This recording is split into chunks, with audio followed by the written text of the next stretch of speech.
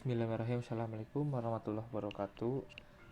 Saya dari Naufal Arik dari kelas 11 IPA 4 ingin mempresentasikan pelajaran kimia yang waktu tanggal 22. Langsung saja kita bahas soalnya. Pertama, bagaimana Anda dapat mengenali suatu larutan bersifat asam atau basa? Di sini jawabannya terlihat. Jawaban saya itu zat asam menerima pasangan elektron dan basa memberi pasangan elektron, yaitu nomor 1. Lanjut ke nomor 2.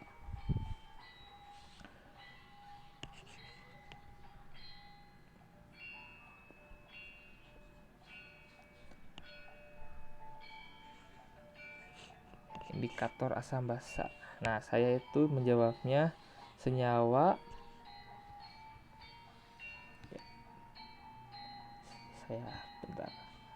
Saya menjawab senyawa holoframik yang ditambahkan dalam jumlah kecil. Nah, terus syarat-syarat terjadi perubahan warna apabila indikator diteteskan pada larutan asam maupun basa. Iya, itu. Lanjut ke nomor 3. Bahan alam yang dapat digunakan sebagai indikator. Nah, ini. Kubis merah, warna merah muda menjadi asam, kalau warna hijau basa. Kunyit kuning asam, merah basa, begitu pun ke bawahnya, seperti yang bisa pemirsa lihat ini.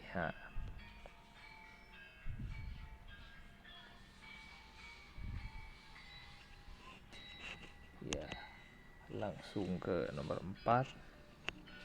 Jelaskan yang dimaksud asam dan basa menurut Arrhenius serta berikan contohnya. Nah, ini contohnya ini asam.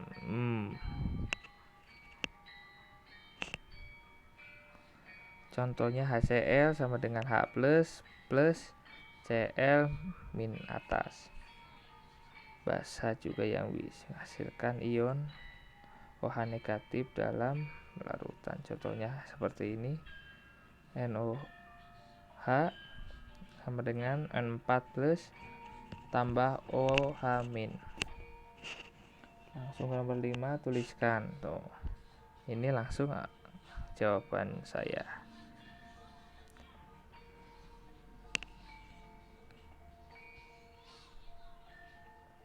Jawaban saya yang bisa dilihat itu HNO3 sama dengan H+ plus NO3-.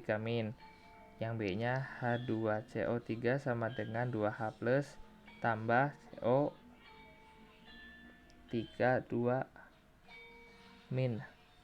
C-nya CH3COO H sama dengan CH3COO- plus H+. Begitupun selanjutnya D dan E-nya.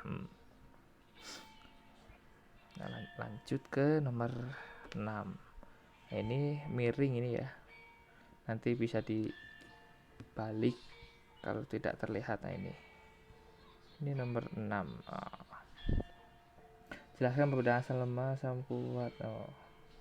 Teori asam Arrhenius. Kalau kuat, asam kuat, valensi asam jumlah ion H+-nya banyak atau besar. Yang asam lemah, valensi asamnya jumlah ion H-nya sedikit. Jadi bisa dihafalkan mudah, kalau tinggal salah satu hafalkan lalu balikan. Itu menurut saya kalau biar gampang menghafalnya. Lanjut ke nomor 7. Konsep Bronsted-Lowry. Nah, ini asam, zat yang memberikan H+ pada zat lain dengan syaratnya atom H-nya lebih banyak. Nah, itu asam. Kalau basa, zat yang dapat menerima H+ dari zat lain dengan syarat harus punya PeP atau H-nya lebih sedikit. Nah, tinggal sama ini dibalikinnya lagi saja agar mudah menghafal. Lanjut ke nomor sekian 8. menunjukkan spesies yang bertindak sebagai asam dan basa pasangan asam basa konjugasi dalam bersama reaksi berikut. Wah, itu banyak, yaitu ada A, B, D, C, E gitu. Soalnya ada yang salah. Ini seperti yang bisa Anda lihat. Nah, seperti ini ya. H2O plus NH3 NH4 plus ditambah O plus. Yang H2O ke OH- itu asam basa, asamnya di sini, H2O, OH-nya basa. Lalu NH3, NH4. Nah, itu NH3-nya basa, ininya tuh saya lupa nulis. Asam ya, ini asam ya. Itu. Lalu yang B-nya sama seperti yang atas. Sama tuh ya. Yang D, C, E tuh sampai ke bawahnya seperti ini. Nah, lanjut saja ke nomor 9. Pertanyaannya, jelaskan pengertian asam basa menurut teori G.N. Lewis. Wah, iya. Asam, kalau asam zat yang menerima PEP atau H. Basa zat yang memberikan. Nah, ini balikannya juga sama. Nah, ini contohnya bisa dilihat ini seperti ini ya. Itu rumus gambar ininya seperti ini ya. Lanjut 10.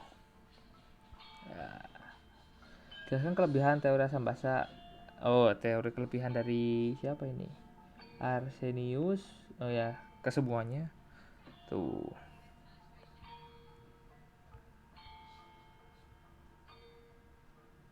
Nah, kelebihan dari Arrhenius mampu menjelaskan proses petalisasi lebih baik daripada teori sebelumnya. Nah, yang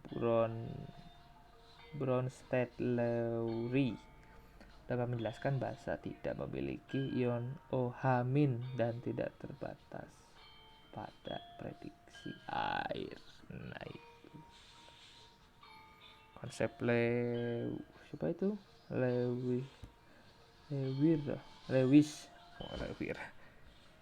dapat menjelaskan asam yang tidak memiliki ion H+ serta dapat menjelaskan asam basa tanpa ada H+ dan OH-. Nah, itu. Lanjut ke nomor 11, jelaskan sifat asam. CH3COOH dan NaOH. Ya. Nah, ini kalau saya seperti ini nih, yang bisa pemirsa lihat CH3COOH asam, CH3COOH- jadi basa.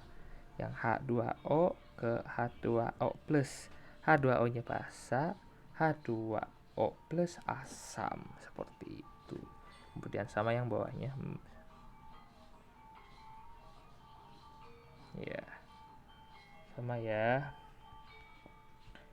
Udah itu kita ke nomor berapa? 12.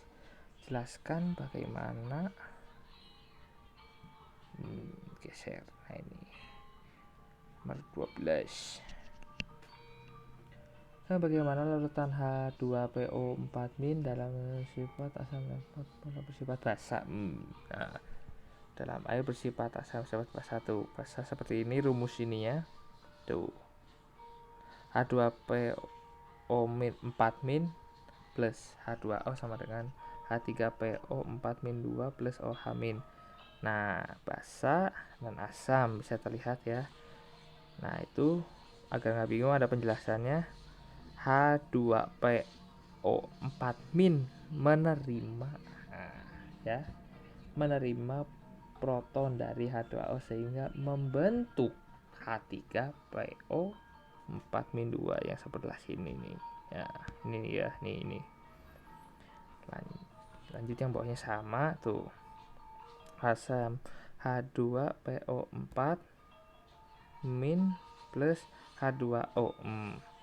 Melepaskan protonnya kepada H2O menjadi HPO4. Nah, jelas tuh ya. Sama, lanjut ke nomor 13. Pertanyaannya apa ini? Perhatikan reaksi yang dimiliki pada ion.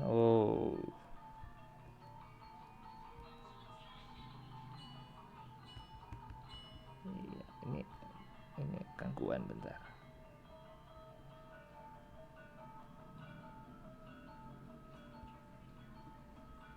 Nomor 13, pertanyaan apa?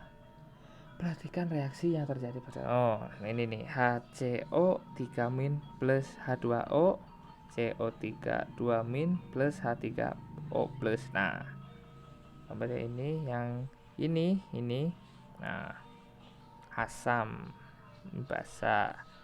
Ini basa, ini asam. Ada itu petunjuk garisnya tuh. HCO3 ke CO3-2 itu asam basa, lalu yang H2O basa, H3O plus asam. Begitu juga yang bawahnya sama. Langsung ke nomor 14, konsep asam basa menurut Lewis dapat digunakan untuk menjelaskan reaksi asam basa yang terjadi pada CO2 plus HO ya 2H2CO3. Nah, ini anunya apa? Gambarkan. Nah, disuruh gambar. Nah, ini gambarnya yang saya begitu. Bisa ini mengerti gambarnya, dipahami ya. Konsep Lewis, zat yang mendonorkan pasangan elektron adalah merupakan basa. Jadi yang mendonorkan disebutnya basa, itu menurut konsep Lewis ya. Lanjut ke nomor ini terakhir ya, kelemahan konsep asam basa yang Bronsted-Lowry.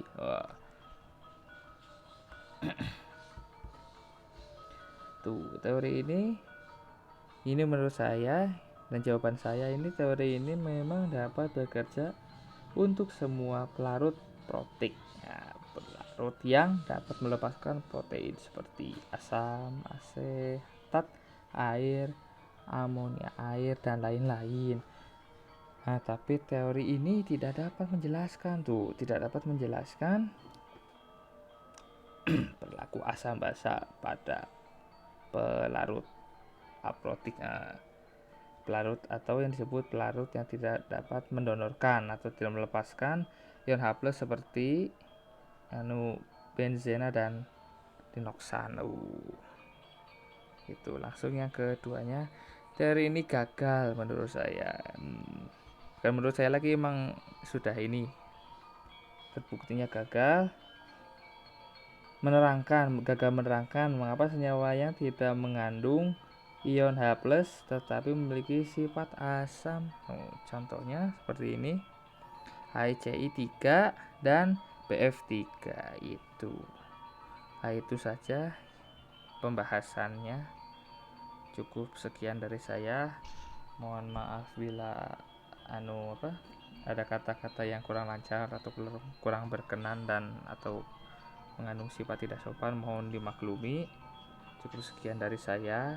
Terima kasih. Wassalamualaikum warahmatullahi wabarakatuh. Salam rahayu.